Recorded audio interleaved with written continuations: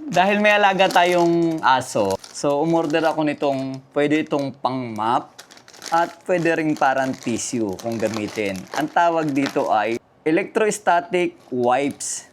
So ayan ang kanyang material. Alam niyo yung mga boss, yung static, ibig sabihin parang hinihigop niya yung mga alikabok. Karaniwan kapag aircon, parang nagsisirculate lang sa loob ng bahay mo yung alikabok, di ba? Mapasasakyan man, ito din yung ginagamit natin. So ipakita ko sa inyo, ito, dahil nga mayroon tayong aso, ayan. At kapag naglugon sila, ganyan ang itsura. Alright? Ito siya na parang tissue, pero dry to. Static to. Ipapakita ko sa inyo na kapag ipinupunas yung ganyan, lahat ng madadaanan niya is kumakapit. Alright? O, ayan, o, di ba?